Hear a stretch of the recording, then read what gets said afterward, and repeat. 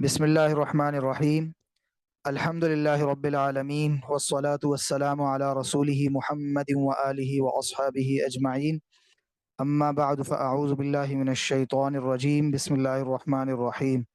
یرید اللہ بکم اليسر ولا یرید بکم العسر، صدق اللہ العظیم۔ رب اشرح لی صدری ویسر لی امری واحلل عقدۃ من لسانی یفقہوا قولی۔ اللهم انفعنا بما علمتنا وعلمنا ما ينفعنا وزدنا علما۔ معزز سامعین کرام، ہمارا طہارت کورس کا آج ایک نیا سبق ہے۔ اس کے اندر ہم عذر والی صورتوں کے اندر طہارت کے مسائل وغیرہ کے بارے میں جانیں گے انشاءاللہ۔ عذر والی صورتیں مختلف ہو سکتی ہیں، ان میں سے ایک صورت بیماری کی صورت کے اندر پٹی وغیرہ یا پلستر جب ہو جاتا ہے تو اس میں پھر آپ نے وضو وغیرہ کیسے کرنا ہے، تو اس حوالے سے ہم آج سب سے پہلے پڑھیں گے پٹی اور پلستر پر مسح کی کیا صورتحال ہے اور اس کے بارے میں کیا احکامات ہیں۔ اس کے بارے میں ایک بنیادی اصول ذہن میں رکھ لیں، اس کے بعد پھر انشاءاللہ ہم آگے مسائل کو ڈسکس کریں گے۔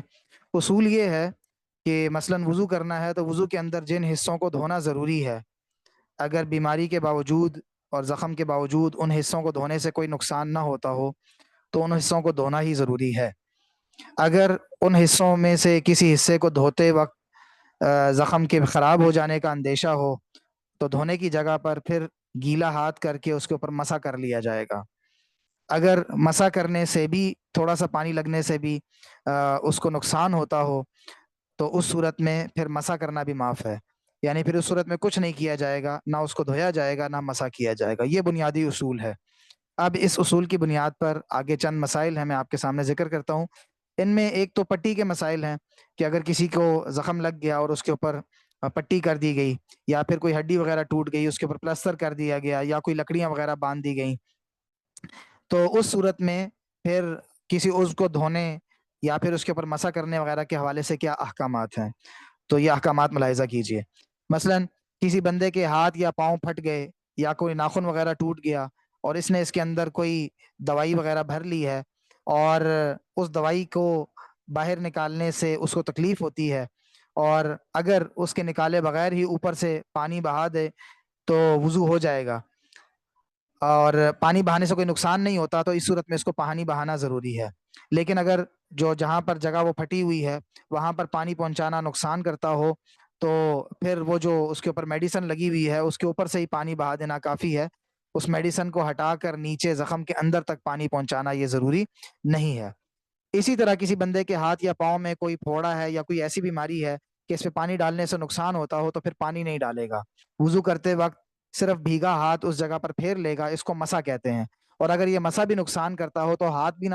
بھی نہ پھیرے، بس اتنی جگہ کو چھوڑ دے، یعنی نہ اس کو دھوئے گا نہ مسح کرے گا، اور اس کے عذر کی وجہ سے اس سے یہ دونوں چیزیں معاف ہو گئی ہیں۔ باقی اعضاء کو دھو لے گا تو اس کا وضو مکمل ہو جائے گا۔ اب اگر یہ تو اس صورت میں ہے کہ زخم کے اوپر کوئی پٹی وغیرہ نہ باندھی ہو، زخم اوپن ہو، بس صرف اوپر دوائی لگی ہو، تو یہ اس صورت میں احکامات تھے۔ اب اگر زخم کے اوپر پٹی بھی بندھی ہوئی ہو تو اس صورت میں کیا احکامات ہیں۔ اگر زخم کوئی ہے اس کے اوپر پٹی بھی باندھی ہوئی ہے تو اگر وہ پٹی کھول کر نیچے اگر زخم کو دھو سکتا ہے تو اس پہ کوئی نقصان نہ ہوتا ہو تو اس کے لیے دھونا ضروری ہے، اور اگر دھو نہ سکتا ہو لیکن یہ کہ پٹی کھول کر نیچے اگر اس کے اوپر مسح کر لے تو کوئی نقصان ہوتا ہو یا نہ ہوتا ہو، یہ دو صورتیں ہیں، ٹھیک ہے۔ یعنی اگر اس کو کھول کر اگر کھولے گا اور نیچے مسح کرے گا تو نقصان ہو جائے گا، یا پھر پٹی کھولنے اور باندھنے میں بڑی دقت اور تکلیف ہے کہ اس کو باندھنے کا طریقہ پھر نہیں آئے گا، نہ کوئی باندھنے والا وہاں پر موجود ہے، یا پھر پٹی اتنی سخت بندھی ہوئی ہے کہ وہ گوشت کے ساتھ دوائی وغیرہ چپک گئی ہے کہ اگر پٹی اتاریں گے تو ساتھ زخم دوبارہ سے تازہ ہو جائے گا، تو اس صورت میں پٹی کھول کر نیچے دھونا یا مسح کرنا ضروری نہیں ہے، بس پٹی کے اوپر مسح کر لیں تو یہ بھی درست ہے، ٹھیک ہے۔ اچھا، اگر پٹی اس صورت میں بعض اوقات ایسا ہوتا ہے کہ زخم کے علاوہ باقی جو جگہ ٹھیک ہوتی ہے، بعض اوقات تھوڑی سی پٹی اس جگہ کے اوپر بھی آئی ہوتی ہے، یعنی پٹی زیادہ جگہ پر بندھی ہوتی ہے، صرف زخم کے اوپر نہیں ہوتی، ادھر ادھر بھی ہوتی ہے، تو اگر پٹی زخم سے بڑی ہوئی جگہ پر بھی ہو اور پٹی کھول کر زخم کے آس پاس جگہ کو دھو سکتا ہو تو اس جگہ کو دھونا ضروری ہے۔ اور اگر پٹی نہ کھول سکے، یعنی کہ وہی میں نے آپ کو بتایا تھا کہ اگر پٹی کھولنے میں نقصان ہوتا ہو یا پھر یہ کہ پٹی کھول کر نیچے مسح کرے گا تو اس صورت میں نقصان ہوگا، تو پھر بس اوپر ساری پٹی پر بھی مسا کر لے، جہاں پہ زخم ہے اس جگہ پر بھی، اور زخم کے علاوہ جو باقی جگہ پر جو پٹی ہے صحیح جگہ کے اوپر، اس کے اوپر بھی مسا کر لے گا تو یہ کافی ہو جائے گا۔ اسی طرح اگر پٹی لمبی لمبی بندھی ہوئی ہے، مثلا بازو کے اوپر پٹی بندھی ہوئی ہے، تو ایک سائڈ سے دوسری سائڈ تک جہاں پر پٹی بندھی ہوئی ہے اس پٹی کے درمیان کوئی جگہ خالی بھی ہے، یہاں سے مطلب درمیان میں اس نے پٹی ایسے طریقے سے باندھی ہے کہ درمیان میں کوئی جگہ ہے وہ خالی ہے، نظر آتی ہے، جسم نظر آتا ہے،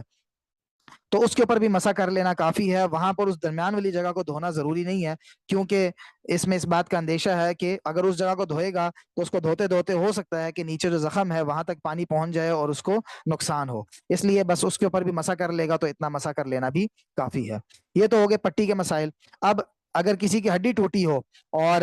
اس کے اوپر پلستر وغیرہ باندھا گیا ہو تو اس کا بھی یہی حکم ہے کہ پلستر کے اوپر اگر ہاتھ پھیر لیا تو وہ مسا کر لینا کافی ہے۔ پلستر ظاہری بات ہے اتر نہیں سکتا ہے، تو اس کے اوپر ہی آپ بس مسا کر لیں گے، اس کو دھونا ضروری نہیں ہے بلکہ اس کے اوپر سے مسا کر لیا جائے گا۔ اور پٹی کا بھی میں نے آپ کو بتا دیا کہ پٹی جو ہے نا اس کے اوپر بھی جو ہے وہ بس مسا کر لیا جائے گا تو وہ کافی ہے۔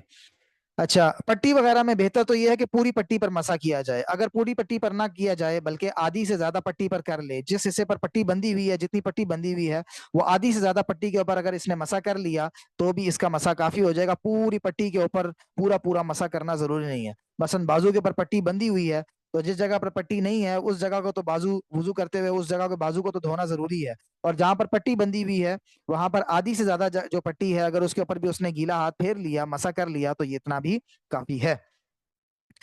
اب اگر کسی بندے کا زخم ٹھیک ہو گیا اور پٹی خود اتر کر کھل کر گر گئی، ٹھیک ہے، تو زخم ٹھیک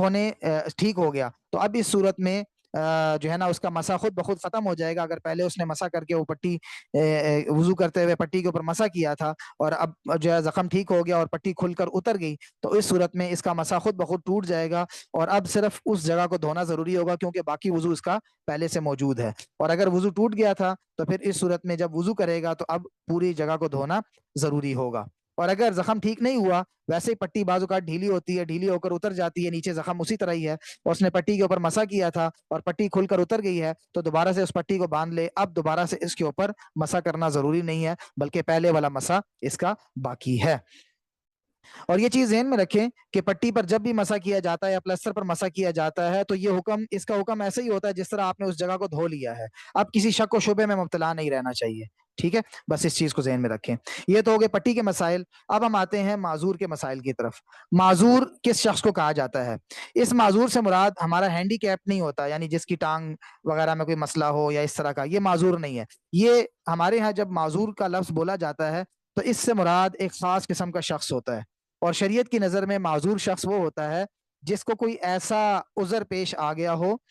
جو اس کے قابو سے باہر ہو، اس کے کنٹرول سے باہر ہو، اور وہ عذر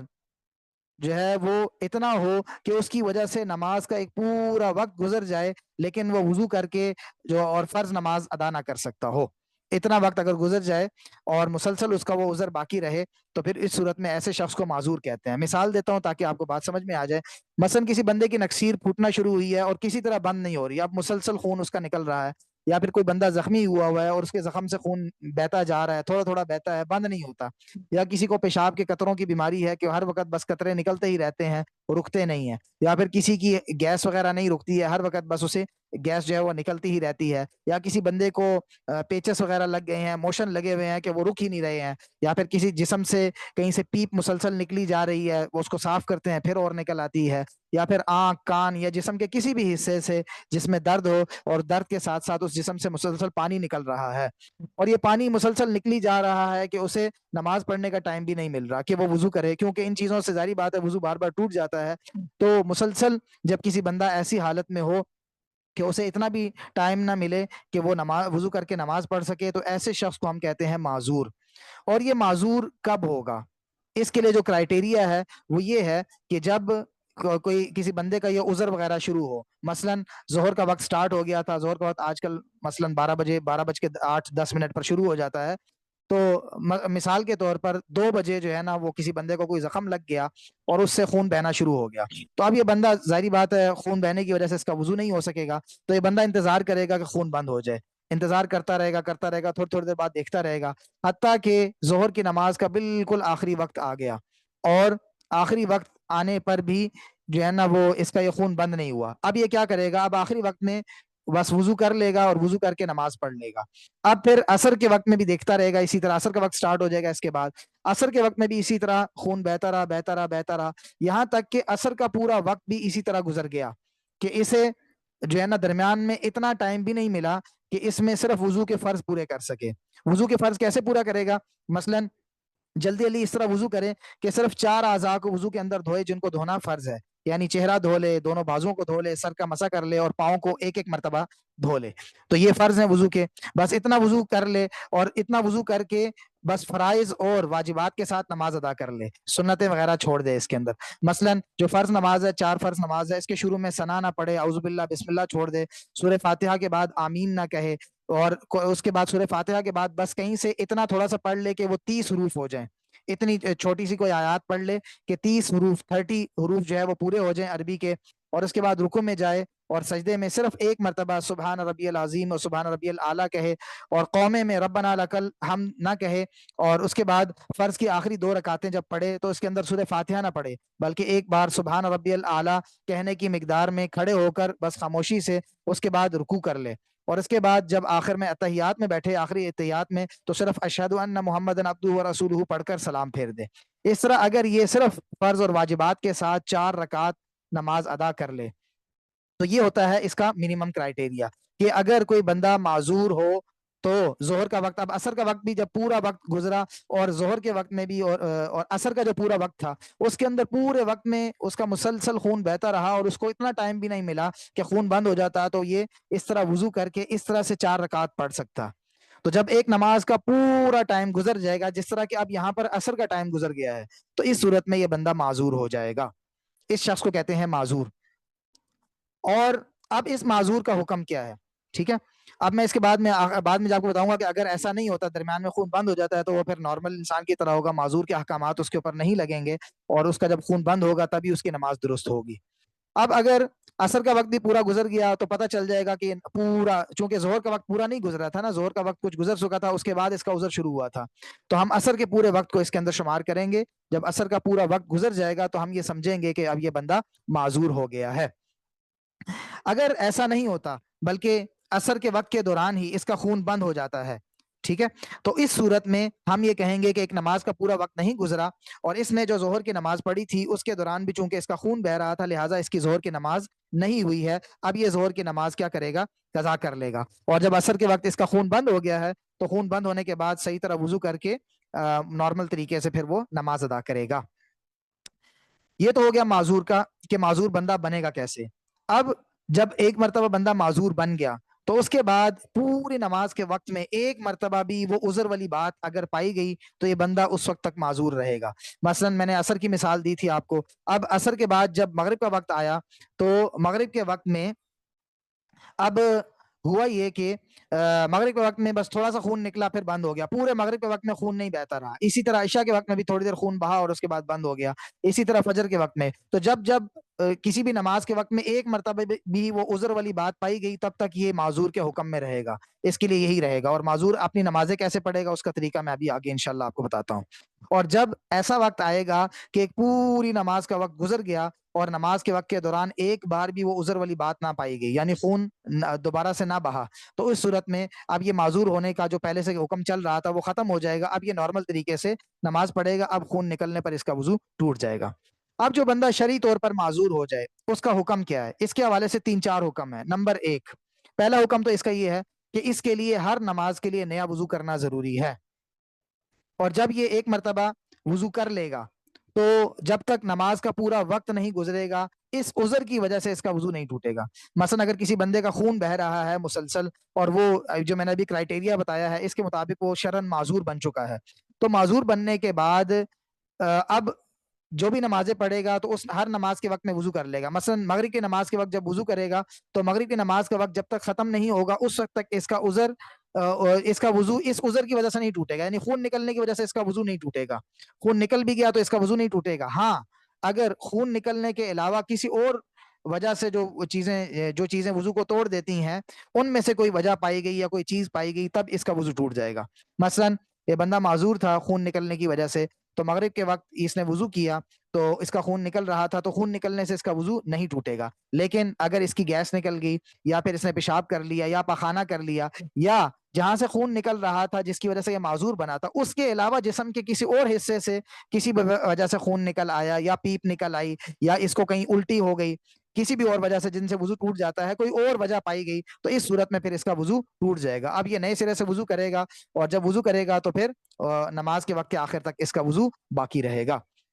تو ایک تو یہ اس کا حکم یہ ہے کہ یہ ہر نماز کے لیے نیا وضو کرے گا, یعنی ہر نماز کے وقت کے لیے نیا وضو کرے گا. اس وقت میں بس ایک ہی نماز پڑھے گا, اور جو ہی نماز کا ٹائم ختم ہوگا تو ساتھ ساتھ اس کا وضو بھی اس کا ٹوٹ جائے گا اور اس کو نئے سرے سے وضو کرنا پڑے گا. اور دوسرا حکم میں نے آپ کو اس کا یہ بتا دیا کہ اگر جس بیماری اور عذر کی وجہ سے اس کو گنجائش دی گئی ہے اس کے علاوہ کوئی وضو توڑنے والی بات پائی گئی تو اس صورت میں اس کا وضو ٹوٹ جائے گا. تیسرا حکم جو ہے اس کا وہ یہ ہے کہ وضو کرنے کے بعد اس کی مرضی ہے, چاہے تو فرض نماز پڑھے, چاہے نفل نماز پڑھے, چاہے سنتیں پڑھے, چاہے واجب نماز پڑھے, چاہے کوئی پرانی قضا نماز پڑھے, چاہے قرآن مجید کی تلاوت کرے, یہ سارے کام اس کے لیے وضو سے کرنے کی اجازت ہے.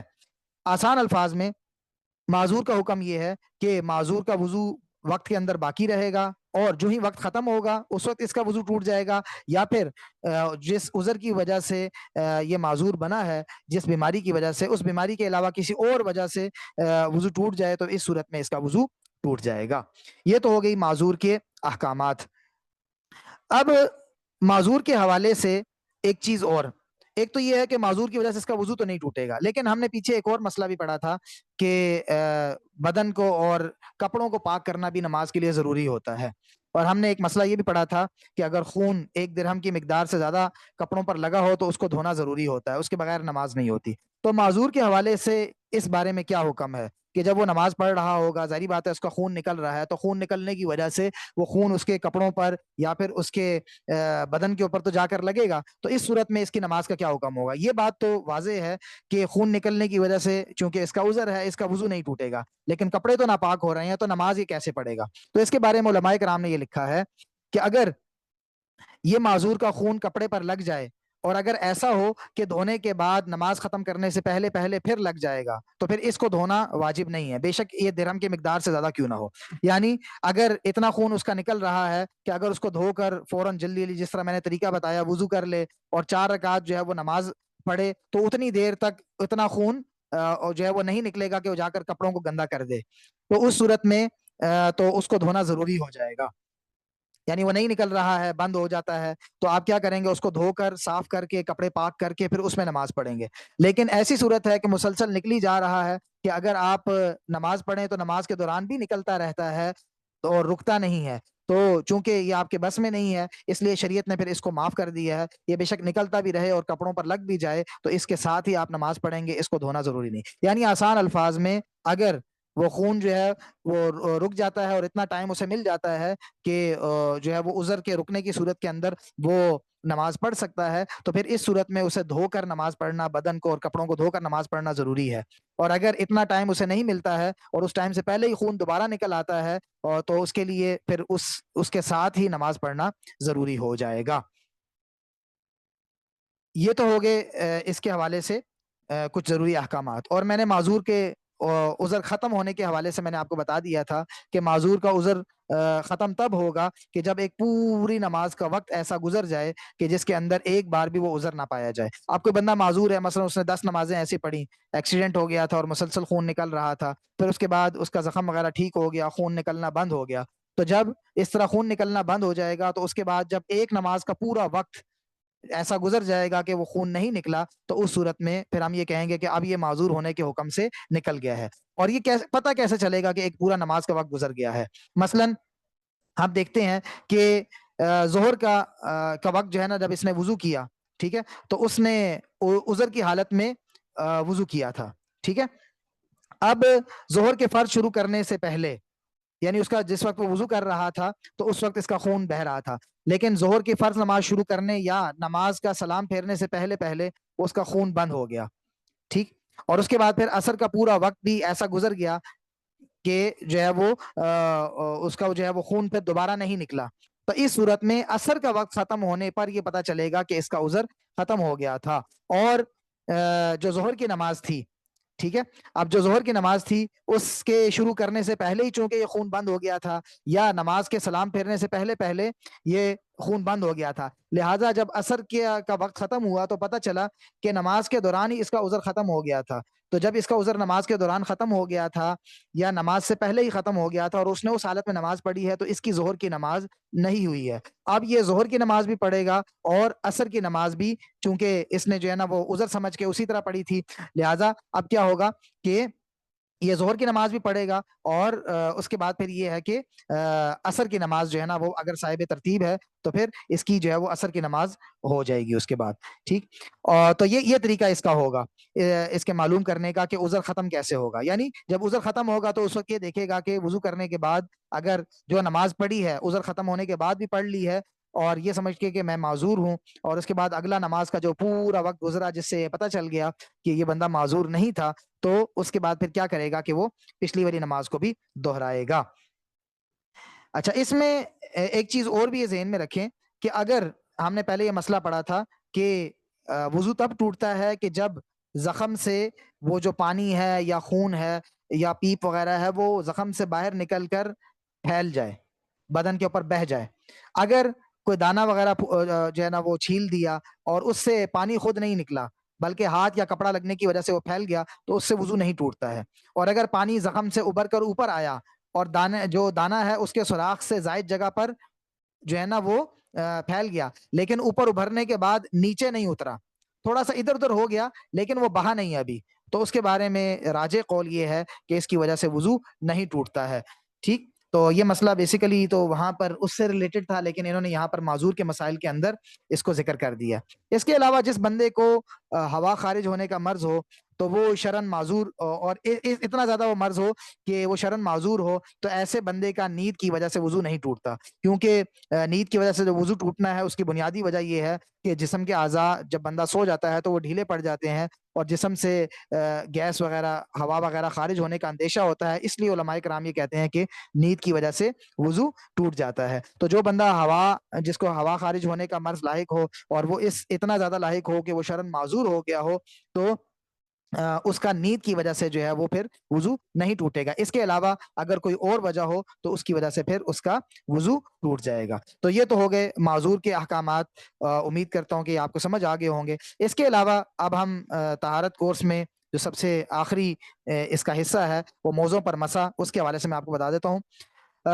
موضوع پر مسح 80 سے زیادہ صحابہ کرام سے منقول ہے روایتیں، اور جن کے اندر انہوں نے ذکر کیا ہے کہ آپ صلی اللہ علیہ وسلم نے پاؤں کے اوپر موزے پہنے ہوئے حالت کے اندر مسح کیا ہے. حسن بصری رحمۃ اللہ علیہ فرماتے ہیں کہ مجھے 70 صحابہ نے مسح الخفین کی روایات نقل کی ہیں. حضرت جریر بن عبداللہ رضی اللہ تعالیٰ عنہ فرماتے ہیں کہ انہوں نے نبی اکرم صلی اللہ علیہ وسلم کو جو سورۃ المائدہ کی جو وضو والی آیت ہے اس کے نازل ہونے کے بعد موضوع پر مسح کرتے ہوئے دیکھا. یعنی سورۃ المائدہ کی آیت کے اندر جس کے اندر وضو کا طریقہ بتایا گیا ہے اس کے اندر پاؤں کو دھونے کا حکم ہے، اور پاؤں کے دھونے کا حکم کے بعد انہوں نے آپ صلی اللہ علیہ وسلم کو موزوں کے اوپر مسح کرتے ہوئے دیکھا ہے. یعنی اگر موزے پہنے ہوئے ہوں تو اس کے اوپر مسح کرنا جائز ہے. صحیح بخاری کے اندر حدیث ہے 206 نمبر حدیث ہے، حضرت مغیرہ بن شعبہ رضی اللہ تعالیٰ عنہ فرماتے ہیں کہ میں نبی صلی اللہ علیہ وسلم کے ساتھ سفر میں تھا تو میں آگے بڑھا تاکہ آپ صلی اللہ علیہ وسلم کے جو موزے ہیں ان کو میں اتار دوں، تو آپ صلی اللہ علیہ وسلم نے کہا کہ ان کو چھوڑ دو کیونکہ انہیں میں نے پاک حالت کے اندر پہنا ہے. تو اس کے بعد آپ صلی اللہ علیہ وسلم نے ان موزوں کے اوپر مسح کر لیا. اس کے علاوہ صحیح مسلم کے اندر ابو داؤد کے اندر جو ہے وہ ایک حضرت علی رضی اللہ تعالیٰ عنہ سے حدیث بھی ہے جس میں حضرت علی رضی اللہ تعالیٰ عنہ فرماتے ہیں کہ اگر دین اپنی عقل اور رائے کے مطابق ہوتا تو موزوں کے نیچے والے حصے کے اوپر مسح کرنا موزوں کے اوپر والے حصے پہ مسح کرنے سے کے مقابلے میں زیادہ بہتر ہوتا، لیکن میں نے رسول اللہ صلی اللہ علیہ وسلم کو دیکھا ہے کہ آپ صلی اللہ علیہ وسلم نے اپنے موزوں کے اوپر والے حصے کے اوپر مسح کیا ہے. اب یہ موزے کون سے ہوتے ہیں، کن کے اوپر مسح کرنے کی اجازت ہے، اس کی شرائط کیا ہیں، اس کے بارے میں ہم جو موٹی موٹی باتیں پڑھ لیتے ہیں. نمبر 1، موزے کے اندر تو 4 چیزیں ہونی چاہیے. 4 چیزیں جس موزے کے اندر ہوں اس کے اوپر آپ مسح کر سکتے ہیں. نمبر 1، وہ موزہ ایسا ہو کہ اسے بغیر کسی چیز کے باندھے ہوئے وہ ٹخنوں سے اوپر تک ٹھہر سکتا ہو، کھڑا رہ سکتا ہو. جس طرح آپ نے دیکھا ہوگا نا فوجیوں وغیرہ کے یا پولیس والوں کے بوٹ ہوتے ہیں تو وہ سیدھے کھڑے رہتے ہیں اسی طرح ہی, ٹھیک ہے, ان کو کسی چیز سے باندھ کر اوپر ٹکانا نہیں پڑتا. جبکہ ہماری جو جرابیں ہوتی ہیں, پتلی جرابیں, ان کے اوپر لاسٹک ہوتا ہے, اگر یہ لاسٹک نہ ہو تو یہ نیچے ڈھیلی ہو کر نیچے اتر جاتی ہیں. تو موزہ ایسا ہو کہ جو ایک تو آپ کے ٹخنوں کو کور کرتا ہو, ڈھک دیتا ہو, اور بغیر باندھے ہوئے بھی وہ پاؤں کے اوپر جو ہے نا وہ ٹخنوں کو ڈھکتا ہو, جو ہے نا وہاں پر ٹھہرا رہے. ایک تو اس کے اندر شرط یہ ہے. دوسرا یہ کہ وہ اتنا موٹا ہو کہ اس کو پہن کر آپ 3 میل تک 3 مائلز تک آپ جو ہے وہ چل سکتے ہو اور وہ پھٹے نہ, اتنا جو ہے نا وہ موٹا ہو. اور تیسری شرط یہ ہے اس کی کہ اس کے نیچے جسم کی کھال نظر نہ آتی ہو. جس طرح ہمارے پتلی جرابیں ہوتی ہیں نا, جسم نیچے جسم نظر آ رہا ہوتا ہے, تو ایسے اتنا پتلے نہ ہوں کہ اس میں نیچے جسم نظر آتا ہو. اور چوتھی شرط اس کے اندر یہ ہے کہ وہ پانی کو جذب نہ کرتا ہو. اگر پانی کو جذب کر لیتا ہو اور پانی نیچے کھال تک پہنچ جاتا ہو تو پھر اس کے اوپر مسا کرنا درست نہیں ہوگا. تو جن موزوں کے اندر یہ شرائط پائی جاتی ہیں, عام طور پر چمڑے کے جو موزے ہوتے ہیں جو سردیوں میں لوگ عام طور پر پہنتے ہیں, تو ان کے اندر یہ شرائط پائی جاتی ہیں, لہٰذا ان کے اوپر مسا کرنے کی اجازت ہے. اب یہ مسا کرنے کی اجازت کب ہے, اس کے لیے کیا کرائٹیریا ہے؟ مسا کرنے کی جو کرائٹیریا ہے وہ یہ ہے کہ سب سے پہلے تو آپ مکمل وضو کرنے کے بعد آپ نے پوری پاکی کی حالت میں اس کو پہنا ہو. اگر آپ جو ہے نا وہ وضو آپ نے نہیں کیا اور صرف پاؤں دھو کر, یا صرف آپ نے جو ہے نا وہ ویسے ہی پاؤں دھوئے بغیر ویسے ہی آپ نے بس موزے خریدے اور پاؤں کے اوپر پہن لیے, تو وضو کرتے ہوئے آپ کے لیے ان کو اتار کر پاؤں دھونا ضروری ہے, آپ اس کے اوپر مسا نہیں کر سکتے ہیں. ٹھیک, ایک تو یہ ہے کہ اس کے اندر کرائٹیریا یہ ہے کہ آپ اس کو پاکی کی حالت میں پہنے, اور دوسرا یہ کہ یہ آپ مسا اس کے اندر صرف وضو کی حالت میں کریں گے, یعنی آپ پورا وضو کر لیں گے اور آخر میں پاؤں دھونے کے بجائے ان کے اوپر مسا کر لیں گے. اگر آپ کو غسل کی ضرورت ہے, غسل میں پھر پاؤں دھونے کی جگہ پر آپ یہ موزوں کے اوپر مسا نہیں کر سکتے ہیں. ٹھیک ہے, تو اس کا طریقہ کیا ہو سکتا ہے کہ کوئی بندہ بیٹھ کر جو ہے وہ غسل کر رہا ہو, اس نے پاؤں کہیں اوپر رکھے ہوں, اپنے جسم پر پانی ڈال رہا ہو اور پورے جسم پر پانی بہا دے اور کہے کہ میں موزوں کے اوپر مسا کر لیتا ہوں, تو ایسے کرنے سے اس کا غسل نہیں ہوگا, وہ پاک نہیں ہوگا, بلکہ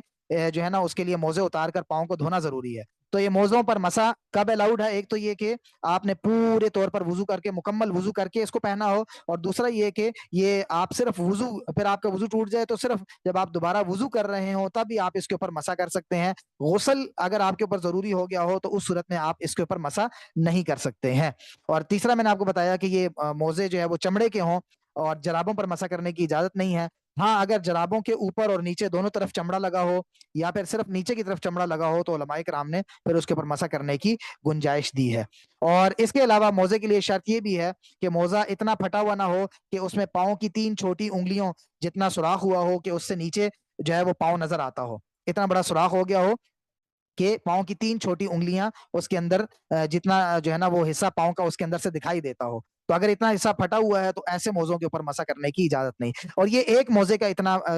پھٹن جو ہے نا اس کا شمار ہے. اگر 2 موزے تھوڑے تھوڑے پھٹے ہوں اور ملا کر 3 انگلیوں جتنے ہو جائیں تو ان کے اوپر مسا کرنے کی اجازت ہے. اگر ایک موزہ اتنا پھٹا ہوا ہے کہ پاؤں کی 3 انگلیوں کے جتنی یا اس سے زیادہ جگہ اس کی پاؤں اس کے اندر سے پاؤں کی نظر آتی ہے تو اس صورت میں اس کے اوپر مسا کرنے کی اجازت نہیں ہوگی. اب یہ تو ہوگا مسا کے حوالے سے کچھ بنیادی باتیں. اب مسا کے اندر 2 چیزیں فرض ہیں, یعنی مسا کیا کیسے جائے گا, میں اس کا طریقہ بتاتا ہوں. مسا کے اندر 2 چیزیں فرض ہیں. نمبر 1, موزے کے اوپر والا جو حصہ ہے, یعنی پاؤں کا جو اوپر والا حصہ ہے اس کے اوپر مسا کرنا.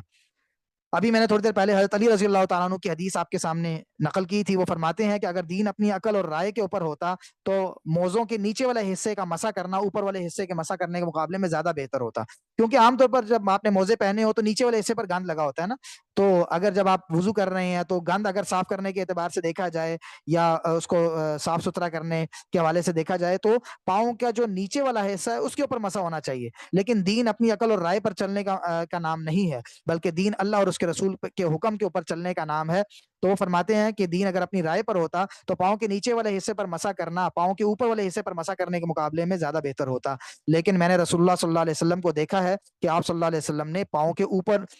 جو موزوں کے جو اوپر والا حصہ ہے اس کے اوپر مسا کیا ہے آپ صلی اللہ علیہ وسلم نے. تو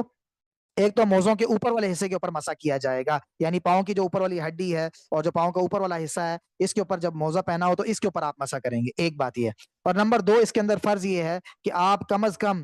ہاتھ کی جو 3 انگلیاں ہیں, ٹھیک ہے, ہاتھ کی جو 3 انگلیاں ہیں ان 3 انگلیوں کی مقدار میں پاؤں کے اوپر مسا کریں گے. یعنی آپ کی جو ہاتھ کی 3 انگلیاں ہیں یہ پوری 3 انگلیاں اگر آپ کے گیلی انگلیاں اگر آپ نے موزوں کے اوپر والے حصے پر لگا لی تو آپ کا مسا ہو جائے گا. ٹھیک ہے. कम से कम 3 उंगलियां एक एक मोजे के ऊपर और 3 उंगलियां दूसरे मोजे के ऊपर, ये जरूरी है। अब इस मोजे पर मसा करने का तरीका क्या है? इसका तरीका ये है कि आप दोनों हाथों को गीला करेंगे। जब आप पूरा वुजू कर लेंगे और सर का मसा कर लेंगे, गर्दन का मसा वगैरह कर लेंगे, उसके बाद आप पाँव धोने के बजाय क्या करेंगे, जब आपने पाकी की हालत में मसलन जो है वो मोजा वगैरह पहन लिया था, अब मैं इसका पूरा तरीका आपको बताता हूँ। मसलन आपने एक मरतबा वुजू कर लिया, पूरा वुजू किया, और अभी आपका वुजू बाकी था, उस हालत में फिर आपने क्या कर लिया, वो मोजे पहन लिए। चाहे आप जुराबें पहनकर उसके ऊपर मोजे पहन लें, या सिर्फ जो है ना वो डायरेक्टली पाँव के ऊपर मोजे पहन लें। अब आपने मोजे पहन लिए, अब उसके बाद जब आपका वुजू टूटेगा उसके बाद आप मोजों के ऊपर मसा कर सकते हैं। अब उस मसा का तरीका ये है कि आपने पूरा वुजू कर लिया, और पाँव धोने के बजाय जब पाँव धोने की बारी आई तो आपने दोनों हाथों को गीला कर लिया, उंगलियों को खोल लिया, और दाएं हाथ को अपने दाएं पाँव के ऊपर रख दिया, दाएं हाथ को दाएं पाँव के ऊपर रख दिया, और अपनी दाएं हाथ की जो उंगलियां हैं इनको अपने पाँव की उंगलियों का जो किनारा है वहां पर बिल्कुल फ्रंट पर, जिधर जो है ना वो बिल्कुल मोजों का फ्रंट साइड बिल्कुल आगे कोना होता है, पाँव का किनारा है जो आगे वाला, उंगलियों का किनारे हैं, वहां पर रख लें ऊपर, उसके ऊपर हाथ रख लें, और जिस तरह आप सजदे के अंदर हाथ रखते हैं जमीन के ऊपर, इसी तरह उसके ऊपर हाथ पूरा रख दें, और पूरा हाथ उंगलियों की तरफ से ऊपर टांग की तरफ, पिंडली की तरफ खींच लें। ठीक है, यानी लाइन बनाते हुए, जिस तरह आप जमीन पर लाइन खींच रहे हो ना, उंगलियों से खींच कर, इसी तरह पाँव की उंगलियों की तरफ से पीछे की तरफ लेकर आए हाथ को, और ऊपर की तरफ मोजे के ऊपर जो है वो जो टांग की तरफ है, पिंडली की तरफ इसको ले आए। सीधे हाथ को सीधे जो है वो मोजे के ऊपर, और उल्टे हाथ की उंगलियों को उल्टे हाथ के मोजे के ऊपर। और मैंने आपको बताया था कि कम से कम 3 उंगलियां उसके ऊपर लगना जरूरी है, और बेहतर यह है कि पूरी हाथ की उंगलियां और पूरी हाथ की जो अंदर वाली हथेली है, अंदर वाला हिस्सा है, इस पूरे को आप मोजों के ऊपर फेर लें। अब ये तो मसा का असल तरीका है, ये सुन्नत तरीका है। अगर कोई बंदा उल्टे तरीके से मसा करे, यानी पाँव की उंगलियों से स्टार्ट ना करे, बल्कि पाँव की जो टांग वाली तरफ है वहां से स्टार्ट करके हाथों को फेर कर पाँव की उंगलियों तक ले जाए, तो ऐसा करने से भी उसका मसा हो जाएगा। अगर कोई बंदा ऐसा ना करे, दाएं बाएं तरफ करे, यानी साइड बाय साइड, पाँव की एक साइड से दूसरी साइड की तरफ जो है ना वो मसा कर ले, यानी चौड़ाई में मसा कर ले, तब भी इसका मसा हो जाएगा, लेकिन ये खिलाफे सुन्नत है। इसी तरह अगर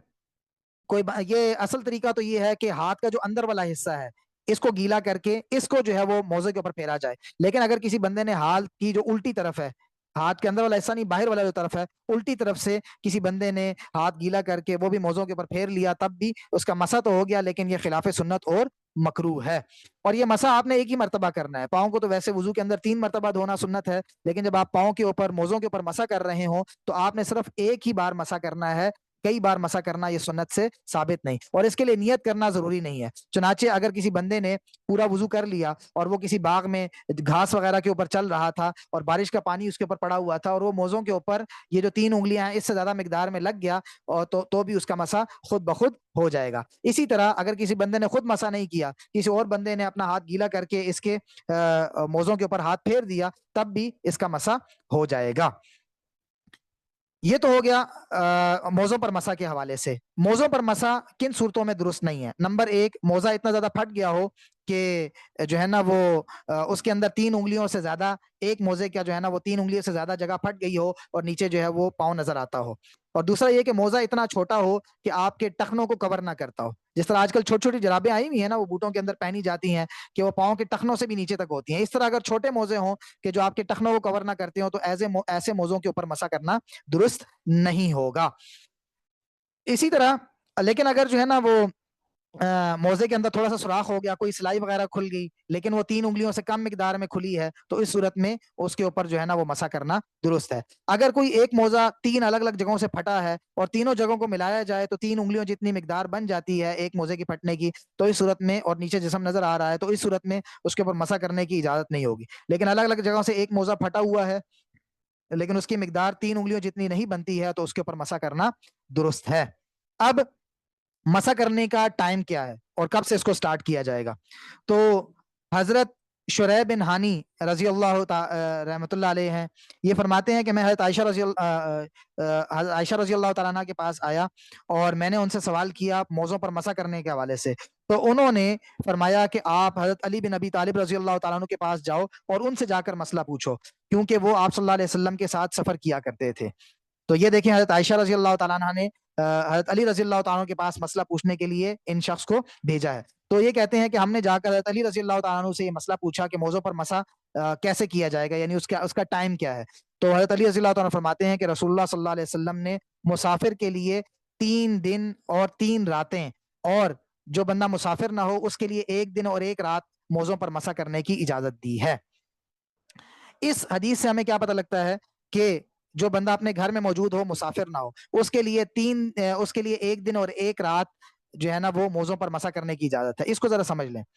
جب بندے نے وضو کیا تھا اور وضو کرنے کے بعد اس نے موزے پہن لیے تھے, اب جب اس کا وضو جس ٹائم ٹوٹے گا اس ٹائم سے اس کا ٹائم سٹارٹ ہوگا 1 دن کا. مثلا ایک بندے نے وضو کیا تھا صبح فجر کے وقت اور اس کا وضو ٹوٹا جا کے 12 بجے, تو 12 بجے سے اس کا دن شروع ہوگا اور اگلے دن تک 12 بجے تک جب بھی یہ وضو کرے گا تو اس دوران جب بھی اس نے پاؤں دھونے ہیں تو پاؤں دھونے کی جگہ پر یہ کیا کر سکتا ہے, موزوں کے اوپر مسا کر سکتا ہے. اور اگر مسافر ہو, سفر کے اندر ہو, جو کہ شرعی سفر ہے, 77 کلومیٹر سے زیادہ کے سفر میں ہو, تو اس کے لیے پھر جو ہے وہ 3 دن اور 3 رات تک اس کے اوپر مسا کرنے کی اجازت ہے. یعنی 12 بجے سے سٹارٹ ہوگا تو 3 دن بعد جب 12 بجیں گے تو اس وقت پھر جا کر اس وقت تک درمیان میں جب بھی یہ وضو کرے گا تو اس کے لیے موضوع پر مسا کرنے کی اجازت ہے. اب مسا کن چیزوں سے ٹوٹ جاتا ہے؟ نمبر 1, وہ چیزیں جن سے وضو ٹوٹ جاتا ہے مسا بھی ٹوٹ جاتا ہے. آپ نے مسا کیا تھا موضوع کے اوپر وضو کرنے کے دوران اور آپ کا وضو ٹوٹا تو ساتھ مسا بھی ٹوٹ گیا. اب آپ نئے سرے سے وضو کریں گے تو آپ مسا بھی دوبارہ سے کریں گے. ایک تو یہ ہے. اور دوسرا یہ ہے کہ اگر کسی بندے نے وضو کرنے کے بعد, اب وضو اس کا باقی ہے لیکن کسی وجہ سے اس نے موزہ کھول کر اتار دیا, اور اس میں جو کرائٹیریا ہے وہ یہ ہے کہ ایک موزہ بھی اتار دیا. اور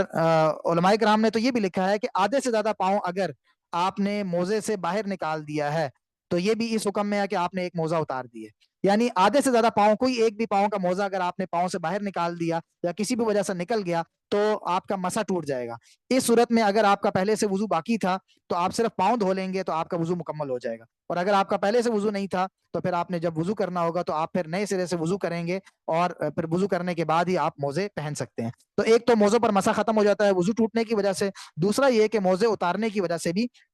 مسا ٹوٹ جاتا ہے. تیسرا یہ کہ موزوں کے مسا کی مدت پوری ہو گئی. مثلا جس طرح میں نے آپ کو بتایا تھا کہ 12 بجے ٹائم سٹارٹ ہوا تھا تو اگلے دن 12 بج گئے تو آپ کا مسا اس وقت ٹوٹ جائے گا. اگر اس وقت آپ کا وضو باقی ہے تو آپ صرف جا کر آپ کیا کریں گے, پاؤں دھو لیں گے تو آپ کا وضو مکمل ہو جائے گا. اور اگر آپ کا وضو ٹوٹا ہوا تھا تو اب آپ موزے اتار کر جب آپ نئے سرے سے وضو کریں گے تو پھر آپ پاؤں دھوئیں گے. اب موزوں پر مسا کرنے کی اجازت نہیں ہے کیونکہ موزوں پر مسا کا جو ٹائم ہے وہ پورا ہو گیا. یہ 3 وجہ ہیں جن سے موزوں پر مسا